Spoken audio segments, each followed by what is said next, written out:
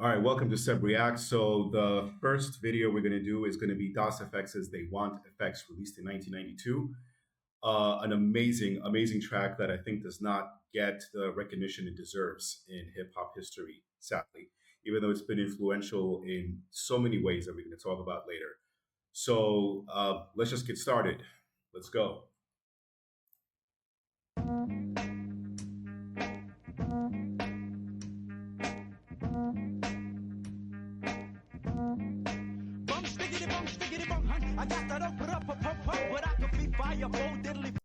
That bass. Okay, so right off the bat, we got to talk about this intro. So what what I find amazing about this intro, right? So it starts off with that dark, dingy sound that only East Coast hip hop had, right? It had like, the West Coast was all like, sunny, and they had the little and all that stuff, right? Which I guess reflected the environment, right? You got sunny weather, the music sounds kind of sunny, right? But New York was, it's dark, it's gritty. You always felt like everything was just covered by a very thin layer of dirt somehow. Even when you looked at people on the subway and stuff, it was like their skin looked like haggard. Man, it's just the New York thing, man. It was just the grit of New York, and the music reflects that. So the intro has this like, like a lo-fi sound, right?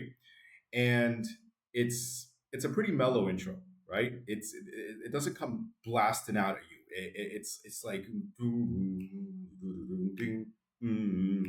and the bass in the intro is just two notes, and the notes are descending, right? Da da da da. So you got that, da da da da. It's almost groovy, right? It's soothing in a way. So the first three and a half bars have got you set up, right? You don't know what's coming. You don't know what's going to happen. And then in the second half of the third measure,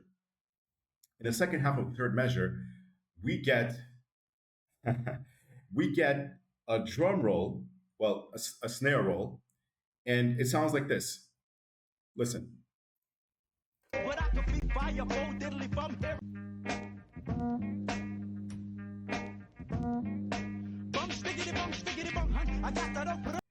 Okay, so the snare roll is a straight snare roll. It's just 16th notes, right?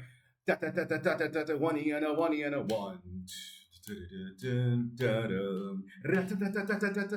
And what's cool about this is that I don't think I've ever heard in hip hop like a straight snare roll. Like, now, I'm not talking about trap and what's popular these days, where you got these like, I mean, they're more like snare stutters, right? You might hear something like da, da, da, that's not a snare roll. What I'm saying is, like, this sounds almost like it's like a rock and roll snare intro. It's like what a human drummer would play. So I've never heard that before. Most tracks that they would just go straight into the verse. So that's the first thing that is noteworthy with this intro, right? But the second thing is that, bro, Dre comes in, and we're gonna get into all the crazy shit that DOS Effects were doing at the time, which today might seem like kind of kitschy, but back then I'm gonna get into all that. So Dre comes in with a stickity bum hunt, right? But the rhythm is dum da da da dum da da da dum dum, right? Now take that rhythm, dum da da da dum, because that's an eighth note followed by a triplet, bum ba ba ba bum ba ba ba bum, right? And you see when I slow it down, that stickity bum hum. Let's just take the rhythm out. Bum ba da ba bum ba da ba bum bum. Let's take the rhythm out. Now, if I slow it down, dun da da da dun da da da dun da da da dun da da da dun da da da dun da da da dun da da da dun da da da dun da da da dun da da da da. What does that sound like when you hear that rhythm? What do you think of? Dun da da da dun da da da dun. You might say you're thinking of like a military march, right? It could be like ominous, like dum ba ba ba bum ba ba ba bum. Or maybe you might say it sounds official, almost like a royal, some kind of somber royal occasion. Dum da da da dum. It sounds like dignified, right? what it makes me immediately think of, just in my association, is Ravel's Bolero. Is like, just my brain goes into that, that dun, da, da, da, da, da, da, dun, da, da, dun, da, da, da, da, da, da, dun, da, da, da, da, da, da, da, dum, ba, da, dum, ba, da, dum, ba, da, dum, ba, da, dum, dun. Right? So my point is this: the rhythm that Dre is using sounds orchestral. Now, you could call it militaristic. You could call it like it's like a marching beat. But no matter how you cut it, it is orchestral. It is officious. It is a freaking declaration. And he couldn't have come in with a more important rhythm, because what they were about to do in the rest of this track was something that at the time nobody had heard of. Nobody had. You got to understand. Like, okay, I don't want to get ahead of myself, man. But now I'm not saying Dre sat there and consciously thought about it. Obviously, I'm 99% sure that he wasn't sitting there thinking like, this is a very pompous sound, and I think it's a good intro to our first single that is going to establish. No. Artists do stuff, out of feel. They feel it and they just bring it out. That's what makes them artists. Except for some that are legit, like they're actually craftsmen, like Paul McCartney or something. Yeah, some are like that. But then you got people that are just, they will vibe, they will feel like BB King or Kurt Cobain, right? So anyway, the point is, we can actually take what the artist did and interpret it, semi-objectively, based on cultural context and information we have. So when I hear dun da da da dun da da dun, that to me is very, that rhythmic pattern, that little syllable is very obviously like some kind of march, right? And the fact that this track was like so groundbreaking, that it broke all the rules, that it did something that we did not think hip hop could do, and that Dre happens, just out of luck, just out of artistic intuition, whatever you want to call it, he happens to open up with this particular rhythm. To me, is like, it's one of these like freaking like divine combos, bro. Okay, so not only do you have the freaking eighth note snare, da da da da da da da, da, right? But you also got Drake coming in with a dum da da da dum da da da dum, and it's this like double whammy, and it takes you from the right when you start to settle in, it's like, what an intro, bro! What an intro! I know that may be like a lot of talk for what seems like a small thing, but hey, you're watching a reaction video from like a music nerd, right?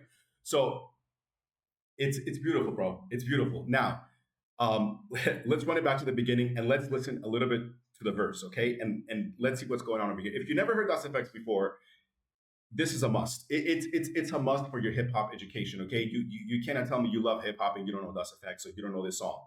All right, so all right, let's go back to the beginning.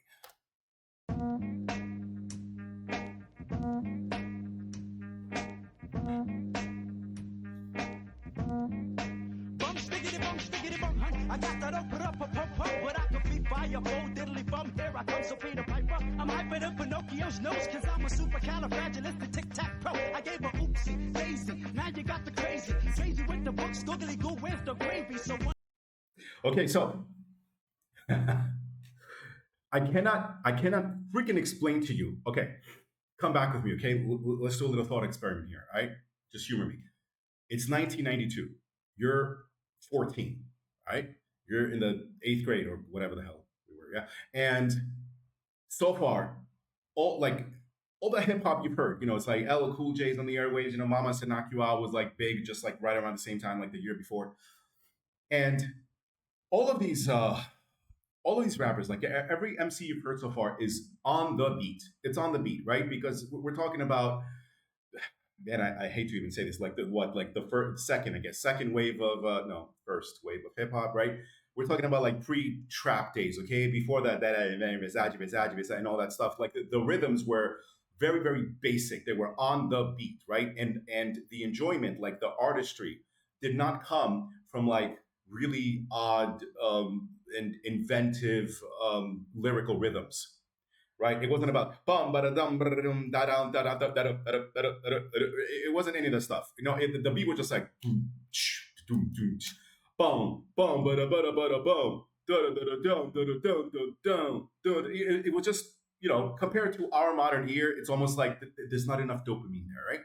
But you got the satisfaction of listening to a lyricist flow by just like the fact that it kept going. The understanding was that endurance, right?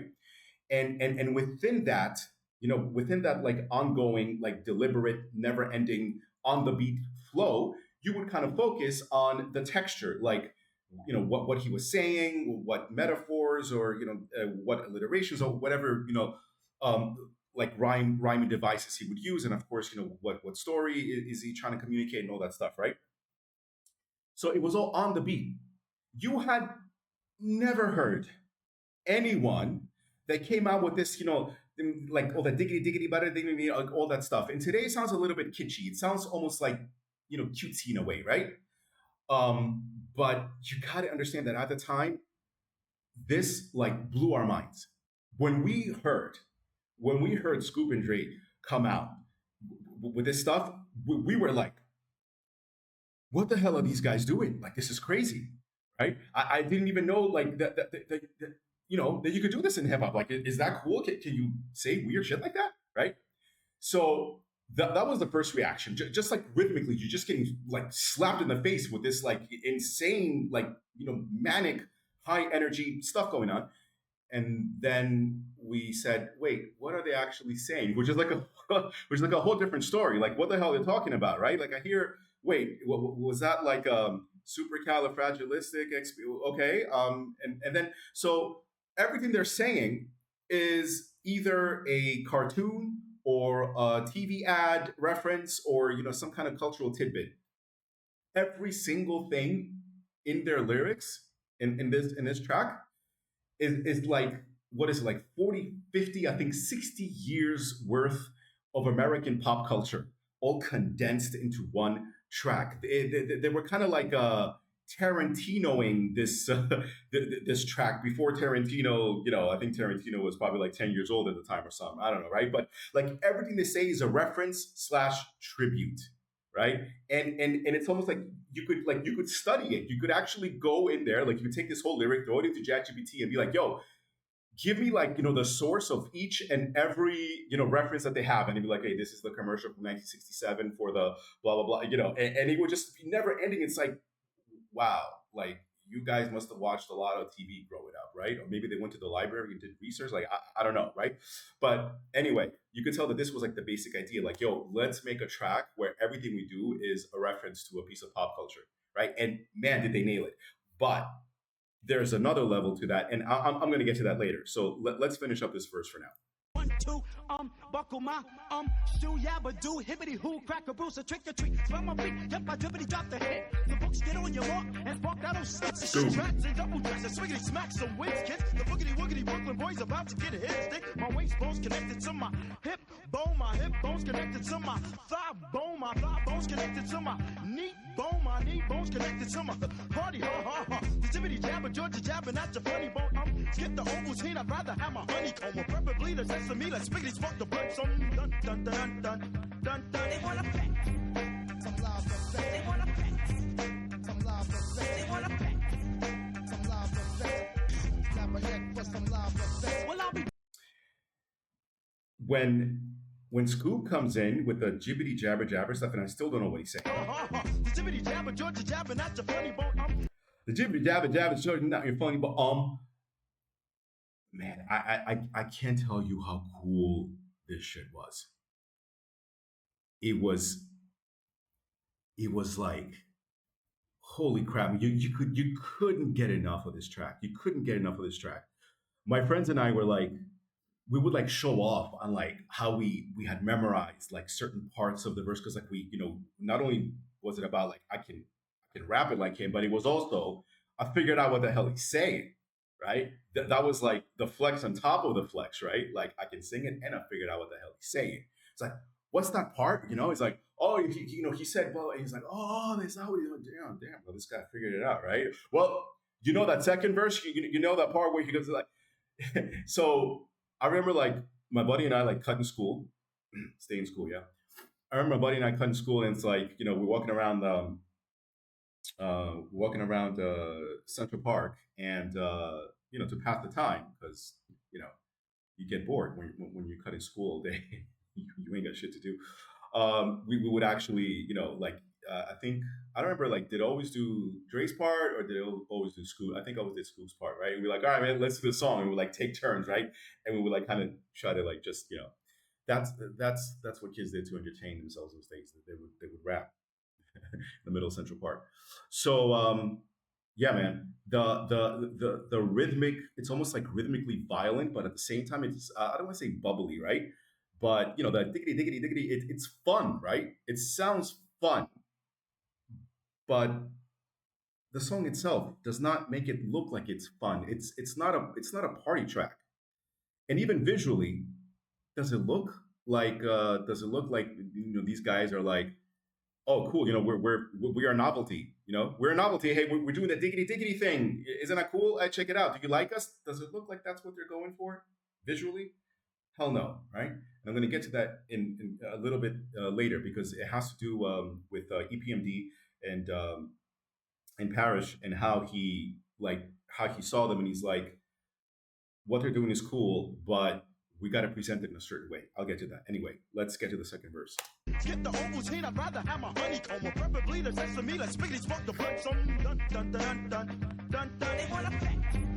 Some love for sex. They wanna pay. Some love for sex. They wanna pay. Some love for sex.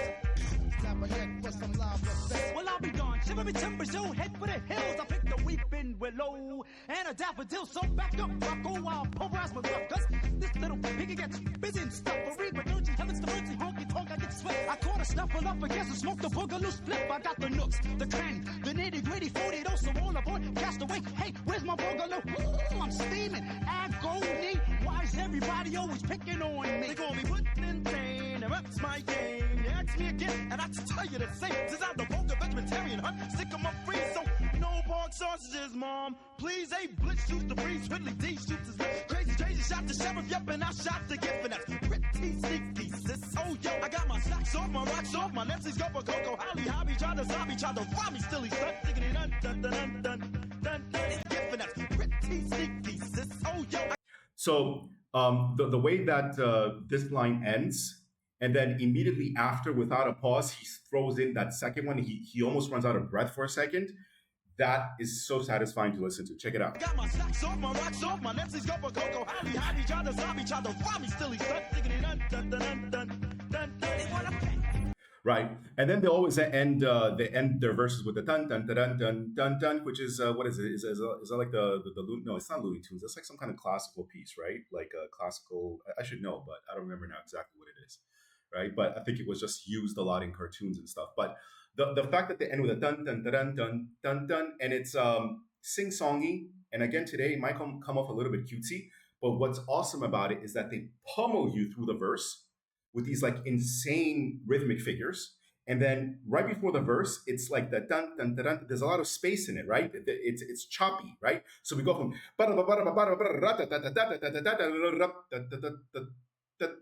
right, and that contrast is like there's constant like ebb and pull over there, right? There's always like push pull. There's like tension and release that they do instinctively.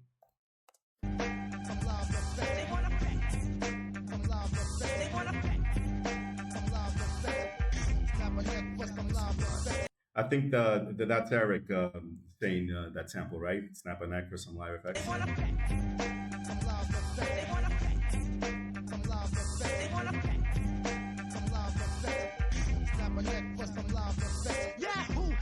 Yep, I'm coming around the stretch, so here, fight, old boy. Fetch, I got the rope, I don't, I slippery choker, look at me get raw. And I'm the hickory dickory, top of the morning, boogaloo, big joy. With the yippity dippity, we need to pull bad boy blue. Hey, yo, crazy, I got the best. What up, I swing that toast. I got. Okay, so this is the third and last verse, I believe.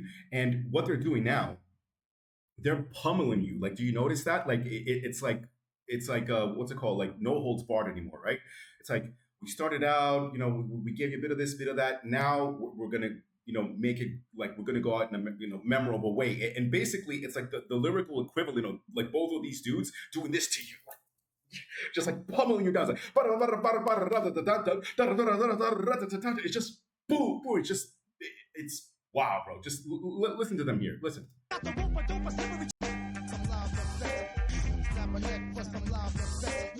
Howdy ho, yep, I'm coming around this bitch. So here, fight, old boy, bitch. I got the rope, I don't delivery choker. Look at me get raw. And I'm the hickory dickory down on the morning boogaloo big joy. With the yippity dippity winnie the pool, bad boy blue. Hey yo, crazy, I got the best. What up? I swing that toast and make the poop. I give a hoot and stomp a troop without a straight like Roscoe, baby, cocaine. I spiggity sparkers flip and give a twist like Chubby Checker. I spiggity sparkers. I spiggity sparkers flip and give a twist like Chubby Checker. Fruit Loops with 2 scoops and make it a double checker. Oh. The baby come to Papa Duke, a babaloo, ooh, a babaloo, boogity boo. I went from Gucci to Stussy to Figgity Flam, a groupie to Zha to Yibbity Yabba Dabba, Hoochie Coochie Tally Ho. And here Scoop does this again, right? And he likes to do this a lot, just like he did in the previous verse. So he has this elongated rhythm. I got the right, where it would normally end at the end of the meter, but then he extends it into the next meter, right? And that's surprise because your mind expects him to end on the beat, but he just keeps going and going. It's almost like I don't know. It's like lyrical dancing on his tongue or something, man. And it's so freaking satisfying to listen to. So listen to this. It's almost like a descending. Listen to this. Listen. The baby come to Papa Duke, a babaloo, ooh, a babaloo, boogity boo. I went from Gucci to Stussy to Figgity Flam, a groupie to Zha to Yibbity Yabba Dabba, Hoochie Coochie Tally Ho. I take my stove top instead of a potato, so maybe I shoot him now. No, maybe I shoot him later. Yep, I used to have a dog and bingo. What's his name? Mo. So B-I-N-G-O-O. You do the hokey pokey, you turn yourself around, hun. So dun dun dun dun dun dun dun. Okay, song's almost over. So let's take a second and talk about the visuals. All right, and actually, I wanna. Can I find the? What up? I swing that toast and make the poop. I give a hoot and stomp a troop without a straight like Roscoe, baby, cocaine. I spiggity sparkers flip and give a twist like Chubby Checker. I take my Fruit Loops with 2 scoops and make it a double decker. Oh, Vince the baby come to Papa Duke, a babaloo, ooh, a babaloo, boogity boo. I went from Gucci to Stussy to Figgity Flam, a groupie to Zha to Yibbity Yabba Dabba, Hoochie Coochie Tally Ho. I take my stove top instead of a potato, so maybe I shoot him now. No, maybe I shoot him later. Yep, I used to have a dog and bingo. All right, yeah, I wanted this image here because it really captures what I want to say. So the story with these two guys is that they were, I think, in university. They're from Teaneck, New Jersey. Not going to hold that against them. And I'm just kidding. New Jersey's cool. All right, but they were studying there. They weren't like middle class kids like like Ice Cube or anything like that. But yeah, they were studying there, and I think like they were just going around at the time, doing like the competitions and just hustling, trying to break into the industry. And I think by complete coincidence, just providence, one night I think it was it Eric or Parrish or one of the two guys just happened to like bump into them, and they were with a bunch of Def Jam people and liked them, and so the story goes, they got their break. But here's the thing, Parrish Smith, like business genius, right? Obviously. He instinctively understood, right, that okay, these guys got something new, with this whole diggity, the whole flow is something new. But if you present this as a novelty, if if the image is like, hey guys, this is cool and new, check it out, he knew that that's not going to last, right? Novelty doesn't last because it wears off. So in other words, if their image had been like a lighter image, yeah, that matched like that, again, for lack of a better word, like the bubbly nature of their rhyming style, it would have just been like cool, all right, what next, right? But Paris came up with this idea. He's like, here's how we're going to present this. And the story goes, and I think Dre actually said it in an interview that you can find this on YouTube from like 7 years ago. Dre said that he was sitting around in the studio and he just kept going like straight from the sewer. Maybe it was like a rhyme he was working on. He liked the sound of it, whatever. And Paris walk by and he hears and he's like, that's it. That's the angle, right? That is so smart. So that contrast, right? Parrish knew that it's going to create this contrast between like the high energy, uh, the high energy nature of the lyrical delivery and their actual image, right? So the story became that they were like homeless guys that lived in the sewer. They never lived in a sewer. It was mythology, right? It was branding, whatever, right? It doesn't matter if it was true or not. Although at the time, when you're like 14, 15, I mean, when you're 14, 15, you actually really start, like you almost believed back then, okay, pre-internet days where, you know, you couldn't just debunk anything in 2 seconds by Googling it, right? There was bit of mystery in the world, call it ignorance, whatever you want. But back then you actually thought the Undertaker was an Undertaker, okay? You thought like Hulk Hogan really had turned into a bad guy, and it wasn't just like, well, your contract for the next 5 years requires you to do this character, right? So the point is, we'd hear this stuff and we're like, damn, all those guys like they lived in the sewer. That's crazy, man. Oh, that must be crazy, right? And they're in the sewer now, and look at them, like they're holding what is it, like machetes, right? They're holding blow torches. They look dangerous, right? So that contrast between the the what's it called, like a roller coaster, and the whole like this, what it says, the way that I interpret it is, it says, you know, we sound fun, yeah, we sound fun. We sound, if you will allow me to use this word, like joyous, right? Because come on, when you hit bum ba bum ba bum, it's pretty joyous. It's joyful shit, right?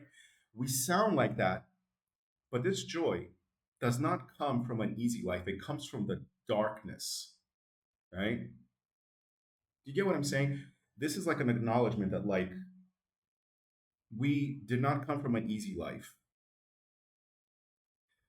but we are going to persevere and we're going to win by expressing ourselves in this very animated way in spite of the darkness that surrounds us. And that is what made that branding, that legend, that mythology at the time so like capturing, right? It was that contrast. And we didn't have words for it. We didn't really register it, consciously, but you felt it, right?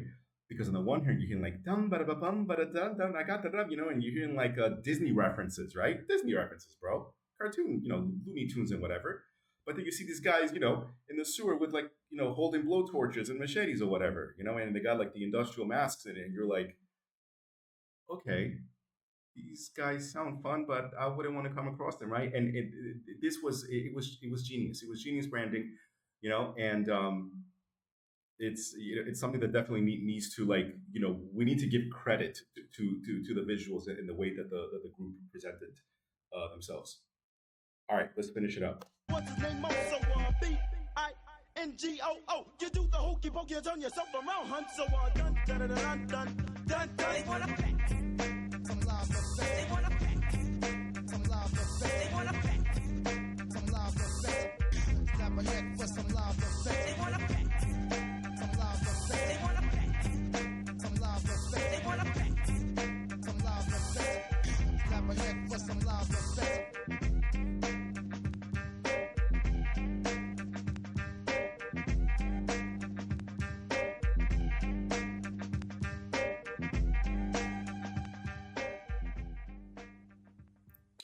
I like how they're blowing up turntables. It's almost as if to say, whatever rules you had up with, in hip hop up to now, whatever you thought it wasn't possible, or wasn't allowed, forget it. We're throwing all that out the window, which is very fitting for something that at the time was so so just new and groundbreaking. Now, the thing that when I said that people don't nearly give DOS effects the credit that they deserve is because the like this stuff, the biggity wiggity wiggity stuff that can sound, cutesy today. This predates, like, what was later going to become Buster Rhymes, like, insane style. This predates like all the Migo stuff and all the Versace, like all of that.